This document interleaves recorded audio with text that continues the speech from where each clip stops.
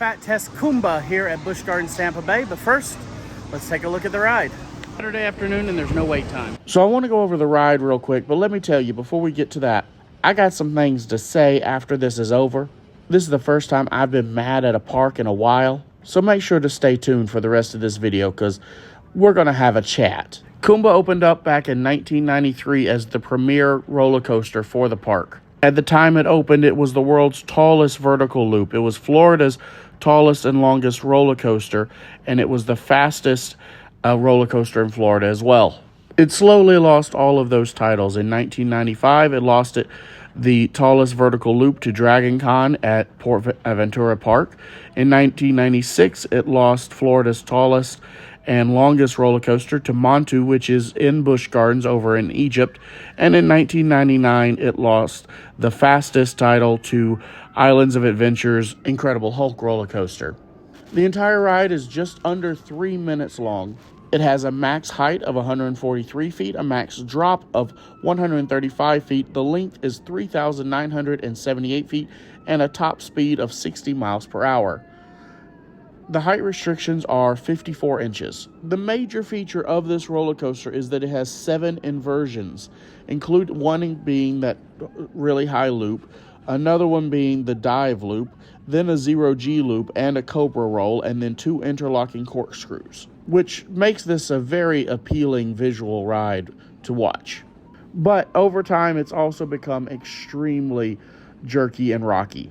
A lot of people I talked to about this ride said they were nauseous. And I did hear some people saying that they thought this ride would ultimately be shut down for a new roller coaster coming soon.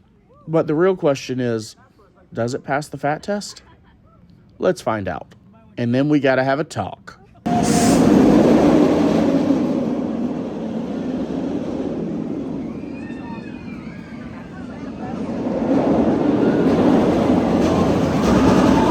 Here's the test seat. I have a feeling this seat is wet a lot because it's right by Congo. Let's see what it looks like. There's only one strap on here. I will ask and see if there's a larger seat available, but I doubt it if they didn't put it out here. It's gonna matter because unfortunately, not fitting in the seat. Wide hips. Kumba fat test. Hey, for some reason there are larger seats on there that are not out here for the test seat. I don't know what you're doing, Busch Gardens, but let's fix that.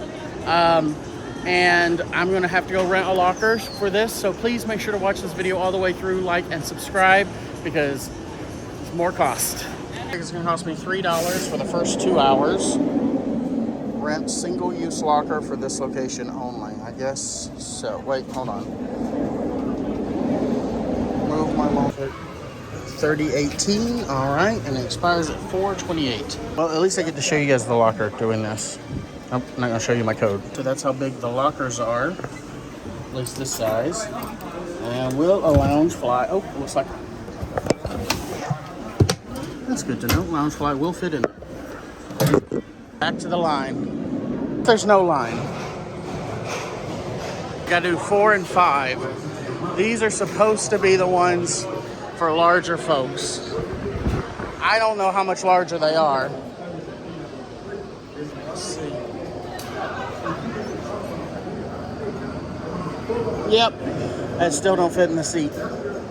So I just rented a locker. It is larger, but still not big enough for me.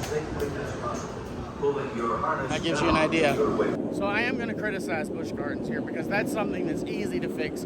Put the larger seat out front. You know the larger folks are going to need to know if they can fit in it.